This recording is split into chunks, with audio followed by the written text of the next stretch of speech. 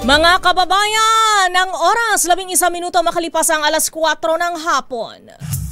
Uy! Nakapag-break ka na ba? Nakapag-relax ka na ba? Saan ka man nagtatrabaho, mapa-opisina man o work from home o mula mismo sa pwesto, sasabayan namin ang break time mo. Sasabayan namin ng mga balita at komentaryo, mga panayam ng mga taong viral ngayon. DZRH Break Time! Itaas ang kamay ng mga hindi pa sinisipon, inuubon, nilalagnat, tinatrangkaso sa mga panahong ito. Ayaw ko magtaas, sinisipon na. Saludo tayo sa kanila, Lakay Ray, hindi tinatablan, di ba? Mga meta-human po kayo. Huwag kayong mag-alala, tatablan din kayo. Ay, wag. Mga meta-human, di ba? Hindi nagkakasakit habang napapaligiran na kayo ng may sipon, ubo, hindi, kasama raw yung trangkaso sa ubo sa kasibon. Sibon. Sibon. Nag-upgrade yung ating DNA. Oh. Yun. Magiging meta na rin tayo. Magiging meta-humans na rin tayo, ha? Total, uso naman ng meta ngayon. Oo. Hindi, ang totoo niyan, Lakay Ray. Nag-recharge ako kahapon, sakit na likod ko talaga. Grabe. Diba? Ikaw sabi mo, diba, isang linggo mo nang nilalaban. Alam mo yan, last Monday pa tayo naglalaban. Pinapalagan natin kaya pinapalagan. Pa. Sabi natin, kaya lang natin to, lalabanan lang natin to, paracetamol lang to. Tsaka konting haplos ng kape. Kailan magpahinga. Yeah. Ayun pala, kailangan talagang pahinga itulog, talaga ipahinga. Correct. Oo. Kaya po kapag sumisigaw na ang inyong katawan na pagpahingahin mo naman ako, pagbigyan nyo siya. Yes. Oo. Kailangan talaga ng tao ng pahinga. Pero, thank God it's Friday pa rin. Kahit na tayo ay medyo merong iniindang karamdaman, ubo, sipon, lagnat, trangkaso, masakit na kasukasuan, okay lang. Oo, diba? Dahil narito pa rin po kami para kayo. Huwag ka mag-alala, may bad news tayo ngayon. Ha? Yan, yung babasahin. Sabi ko pa naman, thank God it's Friday, nag-recover kahapon, dinaan sa pahinga. Tapos bibungaran natin ng bad news. May mga bad news tayo. Ay, ayoko na nga. Nag-walk out. Ayaw na magbalita. Hindi bale. Break time pa rin. Kayo nakatutok pa rin sa isang edisyon ng Break Time sa DZRH. Makakasama niyo po ngayong hapon. Thank God it's Friday pa rin dahil tayo ay nagising ngayong Biyernes. Yes. Thea Petro Corpus. At Ray Sibayan, sa ngalan pa rin po nila kay Mayor Deo Macalma para sa DZRH. Una sa Pilipinas. Una sa Pilipino. Presyo ng produktong petrolyo asahan ng pagtaas sa susunod na linggo ayon yan sa Department of Energy. Not one but two bad news. Meralco, may taas singil sa kuryente ngayong buwan ng Hulyo. Buti na lang malamig na. Hindi na masyado mag-aircon. 4 pang sako ng hinihinalang mga buto ng tao ang naiahon sa Taal Lake. Isa namang Cessna training plane bumagsak sa Zambales. Piloto 3 student pilots sugatan. Pangulong BBM biyaheng pa Amerika ilang araw bago ang kanyang SONA sa July 28. Dating DepEd Secretary Leonor Briones at 12 iba pa pinakakasuhan dahil daw po sa overpriced na mga laptop. Dating Congressman Arnie Teves binasahan ng demandang terrorism financing. Gambling ads at billboards pinababaklas na ng PAGCOR hanggang August 15. Oo nga, lalaki niyan sa EDSA. Lalaki, oo. Madambuhala. Oo, araw-araw kong dinadaanan. Bangkay ng 2 TNVS drivers na hukay sa magkahiwalay na lugar sa Cavite at Nueva Ecija. 2 LPA sa labas po ng Philippine Area of Responsibility o PAR abay bantay sarado po ngayon ng Pag-asa. RH Break Time! Yan ang mga headlines. Narito na ang detalye ng ating mga nagbabagang balita. Bad news nga sa ating mga motorista. Asahan na po ang taas presyo sa mga produktong petrolyo sa susunod na linggo. Batay sa pagtaya ng Department of Energy Oil Industry Management Bureau, higit na mas mababa pa sa 50 sentimos ang posibleng taas presyo sa kada litro ng gasolina habang piso naman sa diesel. Samantala, posible naman na mas mataas o hindi bababa sa piso ang taas sa kada litro ng kerosene. Ang oil price hike ay bunsod ng inaasahang pagbaba sa oil production ng Amerika at naging pag-atake ng Houthi sa Red Sea.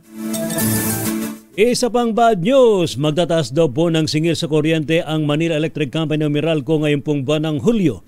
Ayon po sa Meralco, magkapatubad sila ng 49 centavos na dagdag singil sa kada kilowatt hour ng kuryente. Katumbas po ito ng 98 pesos na dagdag sa electric bill ng mga kumukonsumo ng 200 kilowatt hour. Ayon po kay Meralco spokesperson Josal Daryaga, dahil daw po ito sa pagtaas ng generation at transmission charge at paghina naman ng piso kontra dolyar. Nakapekto rin po dito ang 12-day war sa pagitan po ng Iran at ng Israel na nagpamahal sa pandaigdigang krudo. 4 pang sako ang nakuha sa Taal Lake sa pagsimula ng search and retrieval operations ng Philippine Coast Guard technical divers ngayong araw. 2 sa 4 na sako ang naiahon na sa lawa ng Scene of the Crime Operatives o SOCO. Hindi pa matiyak kung ano ang laman ng mga naiahon na sako, bagaman malakas ang katob ng mga otoridad na mga buto ng tao ang nasa mga sako. Nauna nang isiniwalat ni Julie Totoy Patidongan na tinapon umano ang katawan ng missing sabungero sa Taal Lake. Samantala naman, tiniyag po ng CIDG na may bibigay nito ang hustisya sa kaso po ng mga nawawalang sabungero. Ito po ang pahayag ni CIDG Director Police Brigadier General Romeo Macapas matapos muling dumulog sa kanilang tanggapan ang pamilya po ng missing sabungeros. Subalit namin po ni Macapas na hindi nila masasabi kung gaano katagal ang itatakbo na investigasyon dahil naman sa nakabatay pa rin sila sa salaysay ng isang individual. Sa ngayon po ay kasama naman ang CIDG sa nakatokang manguna hindi lamang sa paghanap sa mga bangkay kundi maging sa eksaminasyon ng mga unang nakitang kalansay.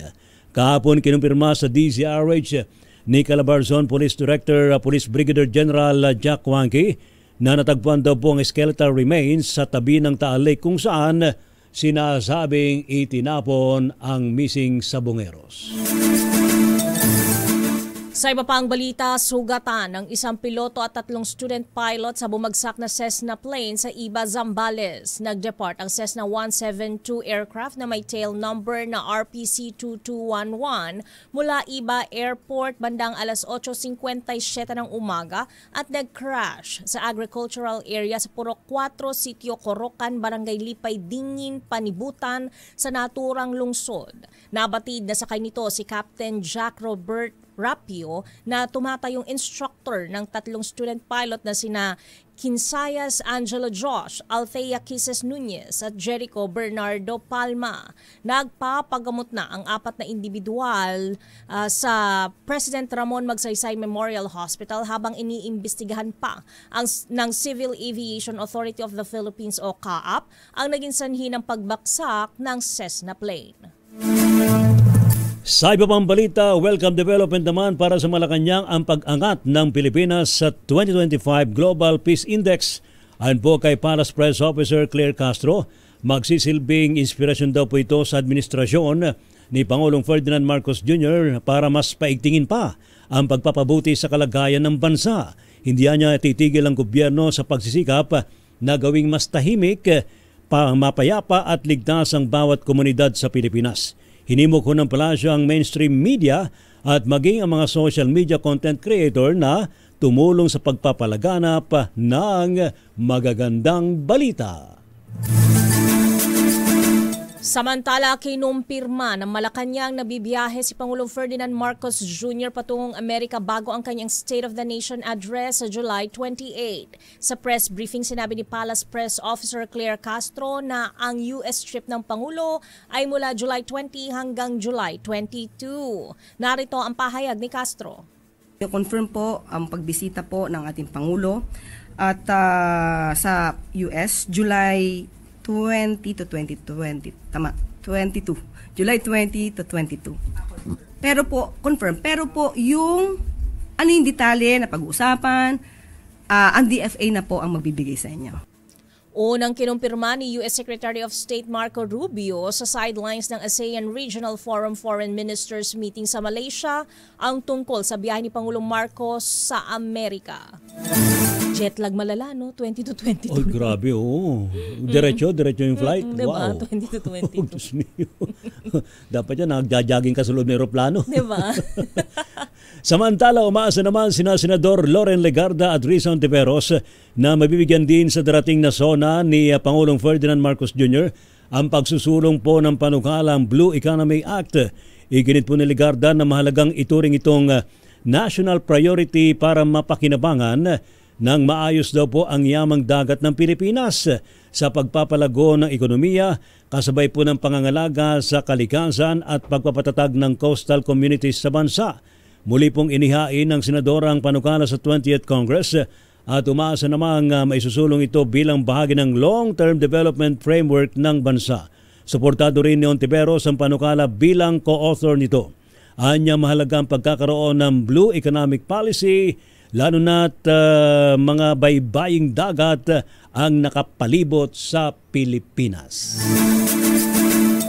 Samantala, pinakakasuhan ng Office of the Ombudsman ng katiwalian at falsification sa Sandigan Bayan sina dating Education Secretary Leonor Briones at dating DBM Procurement Service Head Lloyd Christopher Lau. Kaugnay ito sa 2.4 billion pesos na halaga ng umano'y overpriced at outdated na mga laptop para sa mga guro noong kasagsagan ng COVID-19 pandemic. Kasama sa pinakakasuhan ang nasa 7 dating opisyal ng DepEd at 4 na dating opisyal ng DBM Procurement Service. Batay sa investigasyon ng Ombudsman, may sapat na batayan para kasuhan ang mga nasabing opisyal sa Sandigan Bayan dahil sa paglabag sa Anti-Graft and Corrupt Practices Act, falsification of documents at perjury. Tinukoy ng anti-graft body na ang pagbili ng mga laptop sa halagang 2.4 billion pesos ay isinagawa in bad faith o may masamang hangarin kung saan halos 1 bilyong piso o 979.36 million pesos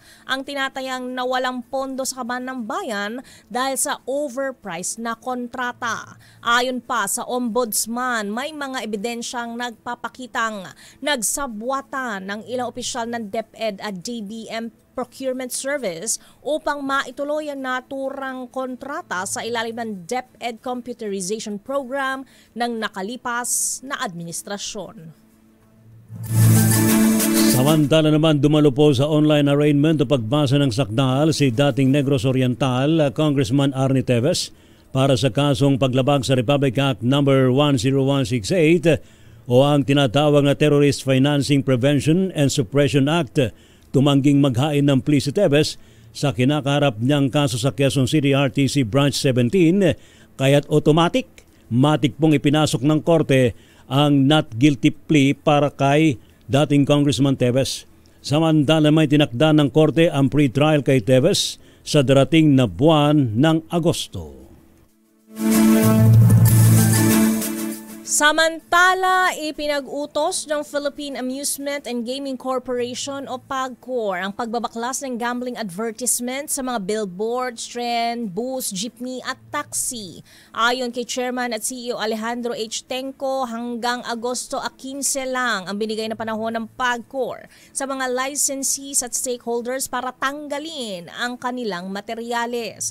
Dagdag ni Tenco, kailangan munang magsumite ng inventaryo ng gambling ads ang mga stakeholders bago ang Hulyo 16.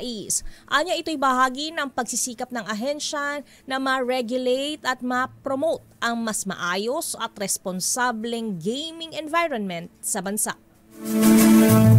Kung yan ay August 15, ito now na. Now na!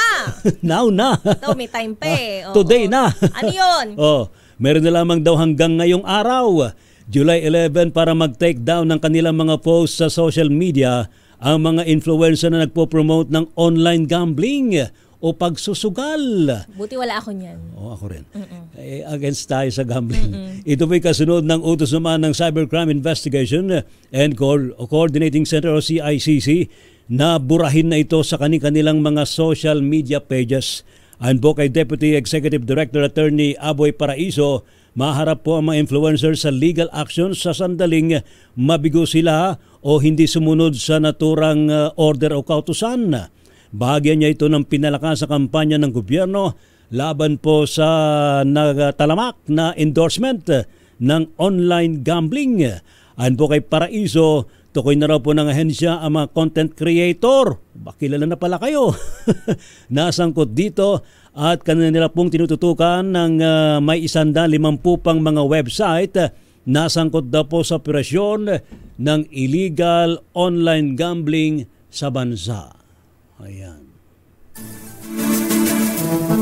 Hirap talagang kalaban ng sugal. Di ba dati nung pandemic, ang pinaglalabanan naman natin, online sabong.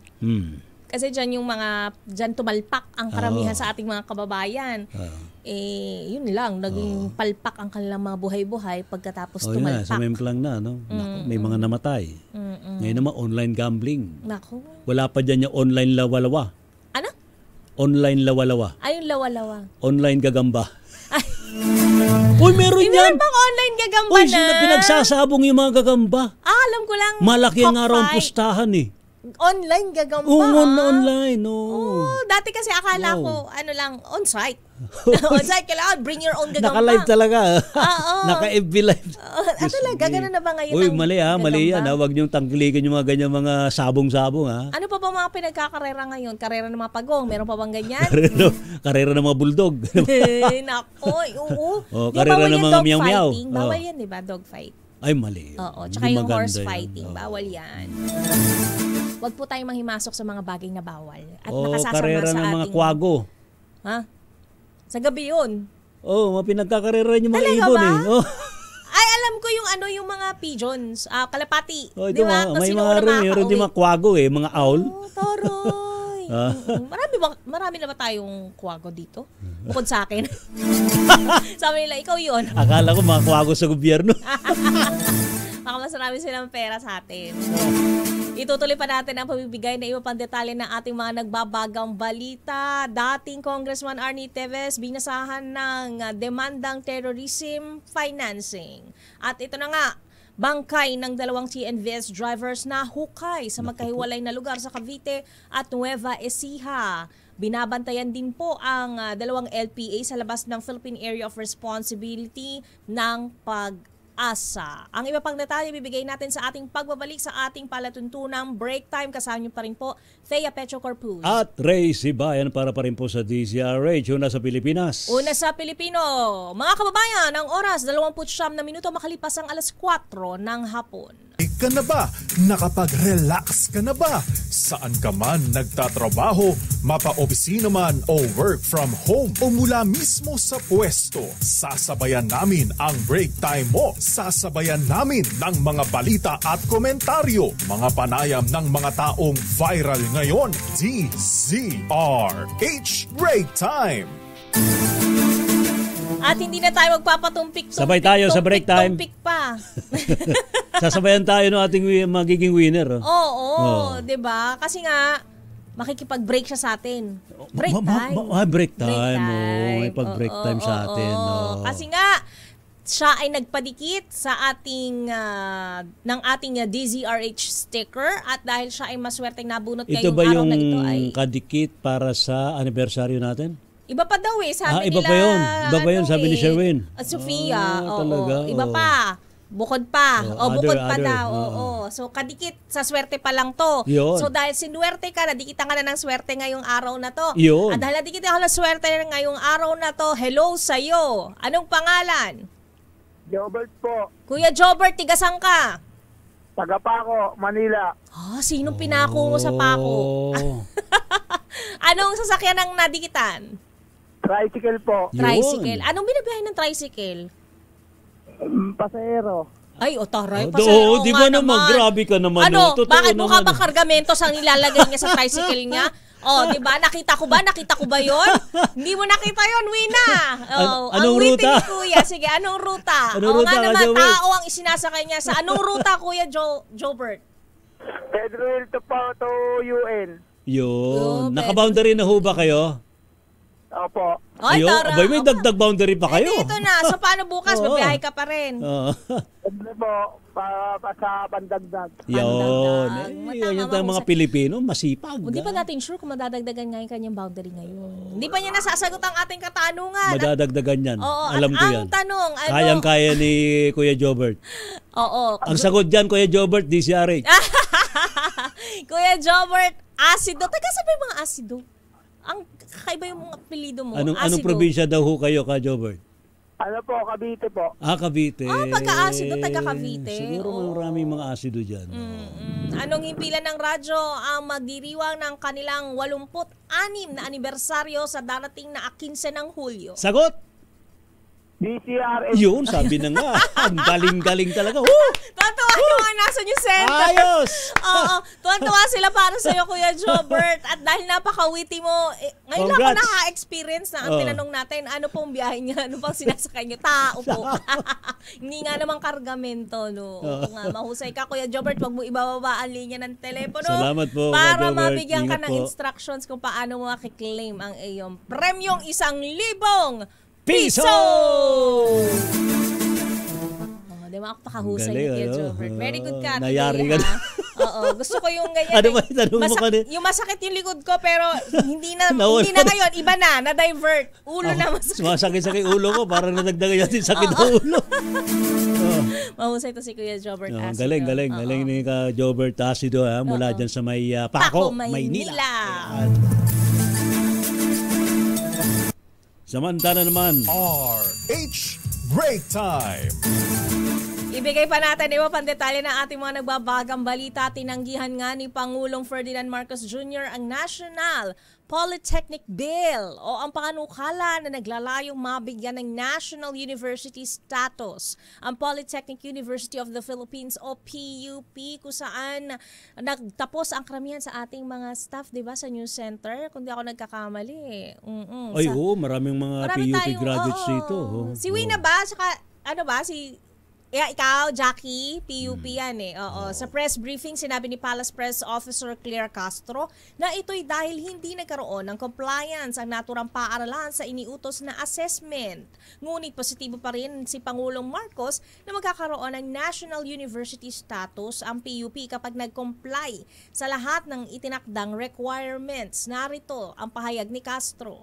Hindi po dinetalye kung ano po ito, pero ito po ay naaayon din po sa pag-aaral at pag-reassess po sa mga nagawa po ng nasabing paaralan. Kabilang sa benepisyo ng pagiging National University ang mas pinatatag na academic freedom, research at technology initiatives at seguridad sa trabaho para sa faculty members. Pero dapat ginawa na sana, no? Ginapog na sana. National Tagal na yan, University. PUP. Oh. Samantala naman, heto na, dumako na po tayo sa ating mga report. Ready na sila, Miss Thea. Meron tayong update mula sa Malacanang. Palasyo, interesado daw pong malaman kung ang mga nakitang mga buto sa lawa ng Taal may kaugnayan sa nawawalang mga sabungero. Ibalita mo nga yan, RH14, Let Narciso, Miss Let. Ray, Ms. Thea, nararapat lang daw alamin kung ang mga natagpuang buto malapit sa lawa ng Taal ay may kinalaman sa kaso ng missing sabungeros. Pahayag ito ng Malacanang kasunod ng nakuhang sako na may lamang mga buto sa gilid ng Taal Lake. Sa press briefing, sinabi ni Palace Press Officer Claire Castro na kung mapatutunayang may kaugnayan sa kaso ay titiyakin ng pamahalaan na makakamtan ng mga biktima at kanilang pamilya ang hustisya. Pagtiyak pa ng palasyo, tuloy-tuloy ang gagawing pag-iimbestiga at hindi magkakaroon ng cover-up. Narito si Yusek Castro. Kung ito po ay mapapatunayan talagang konektado, ito'y nagpapakita lamang na ang Pangulo at ang kasalukuyang administrasyon ay tutulong upang makamtan ang hustisya para sa mga biktima.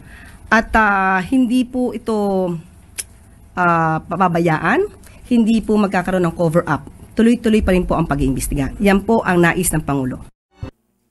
Si PCO Undersecretary Claire Castro. Samantala nanumpa na si Dave Gomez bilang bagong kalihim ng Presidential Communications Office sa isang simpleng seremonya na pinangunahan ni Executive Secretary Lucas Bersamin ngayong araw sa Malacanang. Napag-alamang nakipagpulong din si Gomez kina E.S. Bersamin outgoing PCO Secretary Jay Ruiz at Palace Press Officer Attorney Claire Castro para talakayin ang mga pangunahing layunin at direksyon ng ahensya sa ilalim ng kanyang pamumuno. Ito si Lieutenant Narciso para sa DZRH, una sa Pilipinas, una sa Pilipino. Maraming salamat, Miss Leth. Samantala, mga opisyal at kawani ng gobyerno dapat tanggalan ng secrecy rights sa Bank Deposit at Foreign Currency Deposit Act. Ayon yan kay Senator Ping Lacson. Idatali mong balitang yan, RH28, Raymond Dadpaas. Raymond. Bestea, binalaan ni Senador Panfilo Ping Lacson ang mga opisyal at kawani ng gobyerno na magpapayaman sa pwesto na huhubaran ng secrecy rights ang mga ito sa ilalim ng Bank Deposits at Foreign Currency Deposits Act. Ito ang laman ng dalawang panukalang batas na inihain ni Lacson laban sa katiwalian. Sa Senate Bill No. 38 o an act further strengthening the secrecy of bank deposits law, iginitis ng senador na ayon sa ating konstitusyon na public offices sa public trust kung kaya't hindi ito maaring gamitin para yumaman. Sa panukalay, exempted ang mga opisyal at kawani ng gobyerno na elected o appointed, ganun din ang mga opisyal at tauhan ng AFP, PNP at iba pang law enforcement agencies sa saklaw ng bank secrecy law. Dahil ginamit ang batas para itago ang yaman ng ilang tiwaling opisyal at empleyado ng gobyerno. Ganito rin ang nilalaman ng an act further strengthening the foreign currency deposit law. Saklaw naman nito ang mga opisyal at empleyado ng gobyerno na may dollar at iba pang foreign currency deposit sa ibang bansa. Ito si RH28 Raymond Dadpaas para sa DZRH, una sa Pilipinas, una sa Pilipino. Thank you. Maraming salamat Lakay Raymond. Samantala sa iba pang balita. Nagkasapo ng clearing operations ng Manila Traffic and Parking Bureau at ng MMDA sa Mabuhay Lane sa Maynila kanina pong umaga. Ayon po kay Jack De Acosta, Sector 3 Commander ng MTPB, higit daw po sa may 30 mga sasakyan ng nahatak mula po dyan sa Mabuhay Lane sa Roqueta Street, Tayuman Street, Abad Santos Avenue at maging sa Rizal Avenue. Kabilang po sa mga nahatak ang mga motorsiklo, tok-tok at 4 na kotse na dadalhin sa impounding area sa Tumana, Marikina, habang ilang mga sakyan naman na may driver ay binigyan na ng kanilang mga ticket.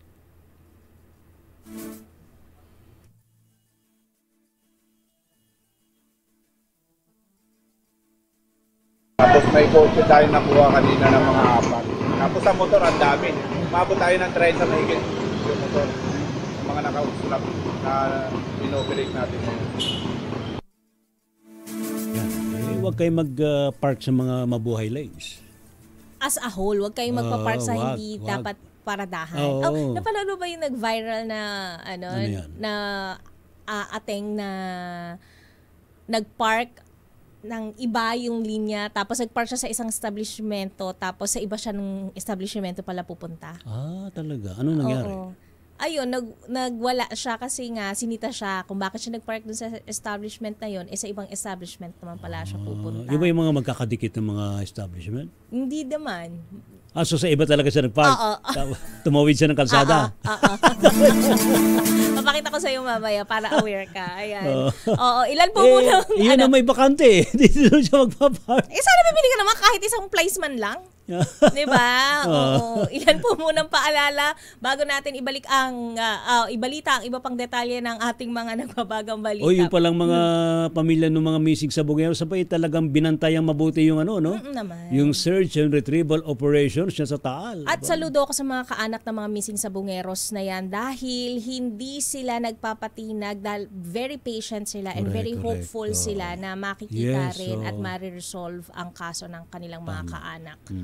Ilan po munang mga paalala, mamaya po babalikan natin si RH15 Giselle Ricafort. Pilipinas ang oras, alas 4:47.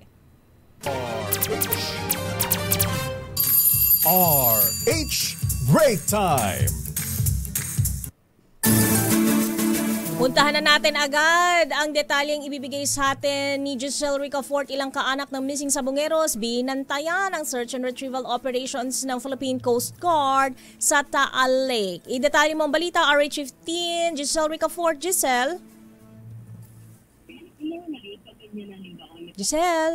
Miss Giselle, ikaw na. Lakay, Lakay nagbantay ang ilang kamag-anak ng mga missing sa Bungero sa pagsisimula ng search at retrieval operation ng Philippine Coast Guard dito sa Lawa ng Taal sa Laurel, Batangas. Ang ilan sa kanila nagkasuot ng kulay puting t-shirt na may nakasulat na Justice at may larawan ng nawawala nilang kamag-anakan. Sa panayam ng media, sinabi ni Ann Regondana, ang Oregondona, kapatid ng nawawalang si Mark Paul Fernandez, 22 taong gulang, na umaasa silang makakamit nila ang hustisya at makukonsensya ang mga nasa likod ng krimen. Nagpunta raw sila dito para personal na malaman kung may mga mare-recover o makukuhang mga labi ng sabungeros. Nilinaw naman niya na hindi raw sabungero yung nawawala niyang kapatid, kundi isinama lamang umano ng isang kakilala para pagbitbitin ng panabong na manok. Pakinggan natin yung naging panayam ng media sa kanya. Sa ngayon po kasi syempre balita na yan sa buong bansa, sa buong ano natin, Pilipinas, kung sino yung hinaano niya talaga. Masasabi ko na lang sana makonsensya siya. Asan yung lighter mo? Yun na lang maano ko. Kasi syempre may anak din siya. Ilan sila ka magkano?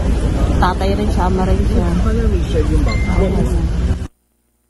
Kababalik lang namin lakay dito sa substation ng Coast Guard Laurel, Batangas mula doon sa ikalawang diving operation ng Philippine Coast Guard dito sa Lawa ng Taal.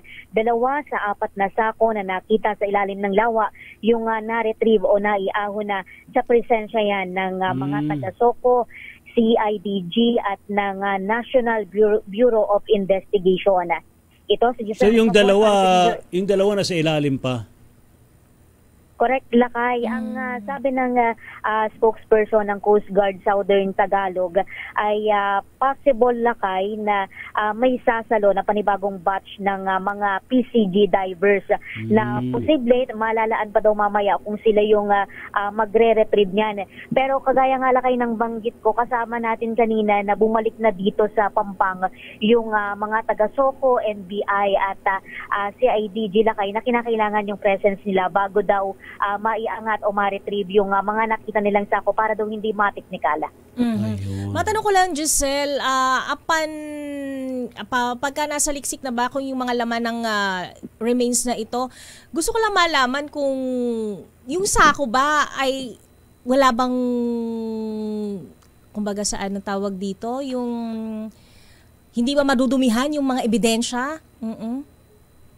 Ay yan pa rin yung natin kukumpirmahin natin Miss Thea doon sa may mga hawak na niyan, may mga hawak na niyan yung SOCO at ang NBI. Yung NBI sila daw yung magsasagawa ng forensic examination at maging doon sa DNA testing.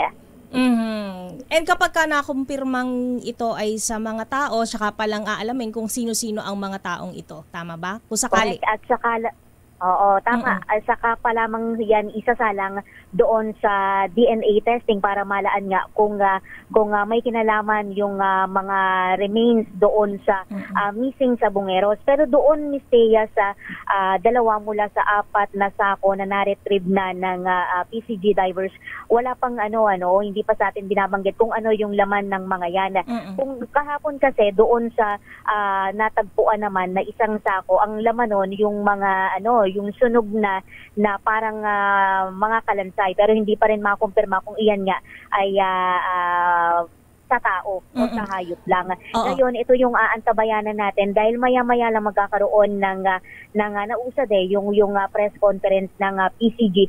Siguro kasama rin nahaharap yung mga taga-NBI at ng SOCO. Malaan natin kung ano yung laman ng 2 sako na na-retrieve nila mula sa ilalim ng Lawa ng Taal. What I'm also curious about pala is this. Malalaman ba kung gaano nakatagal na nagsistay dyan sa Taal Lake yung mga sako na yan na merong remains? Kasi pwede bang... Sa forensic na yan, Miss Thea. Oo, malalaman din ba yan? Malalaman yan. Kung gaano nakatagal na nagsistay yan kasi diba, baka nilagay lang ba yan? Recently, matagal na ba yan na nandyan? Oo, diba? Kasi yung marami nagtatanong, bakit daw ang tibay nung sako? Oo nga eh. Di ba hindi daw nalusaw sa lake? Hindi ba lang nagkagutay-gutay? Oo. Oo. Yung sa issue ng sa Comistea, yung din inuusisa natin kanina sa Philippine Coast Guard. Parang ang sinasabi ng kanilang spokesperson, si Lieutenant Baterbonia, parang ito'y kailangan pa din ng konfirmasyon mula doon sa mas matataas na official na harap sa atin mamaya sa press conference. Parang pinagpatungan lang din yata 'yon ng mga buto, kasi kung makikita mo kung izuzoom pinagpatungan lang, hindi talaga yun yung pinaglagyan. Ganon yung tono nung kanyang sagot sa atin, Lakay. Kasi ang puti-puti pa nung sako na yan. Oo, kung makikita mo, Lakay, yung puting sako na pinagpatungan ng mga buto na yan, may dalawa pang sako na na parang nabubulok na itim na. Parang doon yun yung naglalaman ng mga buto. Lilinawin natin yan, Lakay, mamaya, at kukumpirmahin natin kung yung puting sako na yun na kino-question nga ng mga kababayan natin na pagkatibay-tibay ay pinagpatungan nga lang ba o doon na nagmula yung mga nakuha o natagpuan na buto kahapon. Pero again, Lakay, yung matibay na sako na yan, yung kulay puting pang sako, may katabi rin, kasi tiningnan ko rin kanina, may mga katabi na dalawang sako na. Oo, Lakay, na madumi na. Salamat. At kaya na natin, Lakay, yung maglinaw, paliwanag, kumpirmasyon ng mga opisyal mula dito sa Philippine Coast Guard. Ito sa Giselle Ricafort para sa DZRH, una sa Pilipinas, una sa Pilipino. Maraming salamat, Giselle Ricafort. Marami-rami na namang assignment ang mga taga-forensics. Kasi, natural. Number 1, alamin mo kung sa tao ba yan o sa hayop. Kapag napag-alamang ito'y sa tao, gano'n nakatagal itong... Ano ba to? Saka hindi lang yun. Sinunog na buto. Ayan, diba? hindi lang yun. Kung sa tao, kukunan pa ng DNA yun. Kani-kanino tong ihahambing sa pamilya. Kung sino. To identify the person. Aglalaok na yan. Siya, paghihiwalayin mo na naman yung mga DNA na yan. Dagitito lang. So, good luck po. Ipag-pray natin ang mga mga nandyan sa forensics. Kasi mga experts. Saka yung mga sumisisi dyan. Oo, yung mga nagre-retrieve. Diba? Search and retrieval operation. Ingat po kayo dyan, ha? Samantala, bangkay na nga ng matagpuan, nawawalang ito na naman, bangkay. Hindi pa tayo tapos sa isang bangkay, meron na namang bangkay na natagpuan. Ito po ay sa mga nawawalang TNVS driver sa isang compound sa Barangay San Gabriel, GMA, Cavite. Kinilala ng pulisya ang biktima na si alias JJ na unang napaulat na nawawala sa Naik, Cavite noong nakaraang buwan. Sa ulat ni RH30 Eric Dastas, mayroon ng person of interest at posibleng motibo sa paggawa ng krimen ng pulisya dahil maaring magkakilala ang sospek at biktima. Sa ngayon, nagpapatuloy pa ang investigasyon sa krimen at paghahanap sa sospek na mahaharap sa kasong murder. Samantala naman, isa ring bangkay ng TNVS driver ang nakita ho dyan sa may area po ng Nueva Ecija. Ito po'y hinihinalang hinold up at pinatay po ng 3 mga pasahero. Ito po'y matapos naman na sumurrender daw po ang mga suspect at itinuro daw po ang katawan kung saan nila dinala o itinapon ang katawan po ng biktimang si Raymond Cabrera na itinapon daw po sa madamong bahagi ng Barangay Batitang, Zaragoza, Nueva Ecija. Higit 2 buwan nang hinahanap si Cabrera ng kanyang pamilya na napaulat na nawawala noong pang May 18. At isa nga ang patay habang 14 ang sugatan matapos mahulog ang dump truck sa drainage canal sa bayan ng Leyte. Kinilala ang nasawi na si alias na Oliver at ang 14 pang sugatan na sakay ng truck. Base sa investigasyon, papunta sa kanilang trabaho ang mga biktima nang mawalan ng control ang dump truck driver sa Manibela at nahulog sa drainage canal. Nagawang maitakbo ang mga biktima sa Municipal Health Unit, subalit idineklarang dead on arrival ang isa. Samantala, patuloy naman pong binabantayan ng pag-asa ang low pressure area sa labas ng PAR o Philippine Area of Responsibility. Huli itong namataan sa layong 1,700, 60 kilometro sa hilagang silangan ng Extreme Northern Luzon. Ayon po sa Pag-asa Weather Bureau, malaki ang tsansa na mag-develop ito bilang isang tropical depression sa loob po ng 24 oras. Samantala, binabantayan din ng Pag-asa ng LPA na isang remnant ng Tropical Depression Danas sa labas ng PAR, ngunit malabo na itong maging isang bagyo.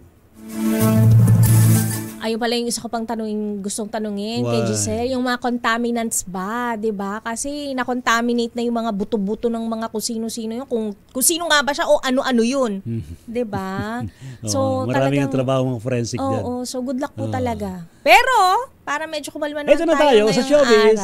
Yes. Oo, thank God it's Friday. Tapos ang bibigat ng mga balita. Grabe, mapatay dito, patay doon. Ano ba kaya yan? mag-ingat po at iba yung pagdarasal para sa isa't isa. Yes. Ex-couple Robbie Domingo at Gretchen Ho muling nagsama sa entablado sa isang charity concert. Idetalye mo ang showbiz news na yan. Diyosa ng showbiz! Josa Cruzat. Josa! Miss Thea at Alakay Rhea naghatid ng kilig at nostalgia ang muling pagsasama ng ex-celebrity couple na sina Robbie Domingo at Gretchen Ho sa isang entablado sa isang charity concert sa Araneta Coliseum. Bilang co-host, kapansin-pansin ng natural na biruan at good vibes sa pagitan ng dating magkasintahan na ikinatuwa ng kanilang fans, lalo na ng mga taga-suporta ng tambalang Robbie Chen. Sa isang viral TikTok clip, makikita ang nakakatuwang pista nila ng linya na muling nagpaliyab sa kilig ng audience at netizens. Bagaman hiwalay na at kasal na ngayon si Robbie sa non-showbiz wife na si Mikey Pineda, marami pa rin ang natuwang masilayan muli ang kanilang on-stage chemistry. Mula nang maghiwalay noong 2017, ito na ang isa sa mga bihirang pagkakataon na muling nakita sa isang public event ang dalawa. Kaya naman hindi na nakapagtatakang maging mainit na usapan ito sa social media. Para sa Break Time Showbiz, ito si Josa Cruzato nag-uulat para sa DZRH, una sa Pilipinas, una sa Pilipino. Maraming salamat, Josa Cruzat. Pero di ba may asawa na si Robbie Domingo, if I'm not mistaken? Meron na nga, non-showbiz. Diba? Siyempre naka-move on na sila. Oo naman. Friends na lang. Friends na lang. Posible naman yun, di ba? Oo naman. Are you friends with your ex? Friends. Hi, friends! Hi, friends! At nakakasama niyo po sa isang edasyon ng Break Time. Ang dami kasing ex na kinaibigan. Ako po si Thea Petro Corpus. At Ray Sibayan para po sa DZRH, una sa Pilipinas. Una sa Pilipino. At ang oras, 3 minutos, makalipas ang alas 5 ng hapon, susunod na balansyadang pagbabalita hatid sa atin ni Ka Henry Uri at Miss K. Karen Oyo. Happy weekend. Happy weekend. Ang oras ay hatid sa inyo ng Osteoporosis and Bone Health. Wow, ang saya. Isang barangay na labada, puro mancha pa. Goodbye, pahinga. Mommy, isang laba lang yan sa Pride Bar Blue. May powerful stain-away enzymes na malupit sa dumit mancha. At di masakit sa kamay. Isang laba lang yan. Hello, pahinga. Hello, Pride Bar Blue. ACS. Tanggaling-galing mo. Smart dishwashing paste ko. Pritong ulam na masebo. Plato ng kaldero. Tanggaling for everyday. Ganyan pag smart ang dishwashing paste. May double tanggaling formula. Tanggal ang sebo. Tanggal ang bakterya. Pahit para walang bahid. Linis fantastic sa metal at plastic. Number 1 ko to. Tanggaling-galing mo. Smart dishwashing paste. ACS. Sa lahat ng bagay, simula pa lang, siguraduhing max protection na. Kasi pag kulang ang proteksyon, baka madaling masira. Sa ngipin, dapat may max protection din. Max Alaga ng Unique Toothpaste. With Max Protect Formula, helps stop cavities before they start, while keeping breath fresh. Try Unique Maximum Fluoride Protection. Para Max Alaga, Max Protektado. ACS. Magbago man ang panahon, doon kami sa gawang Peerless. Champion. Mula sa baretang pangmatagalan, purong powder. Hanggang sa mapulang liquid detergent. Kaya sa labahan, champion! Tapat na walang katapat. How you spend your morning can often tell you what kind of day you are going to have. Me, I always start my day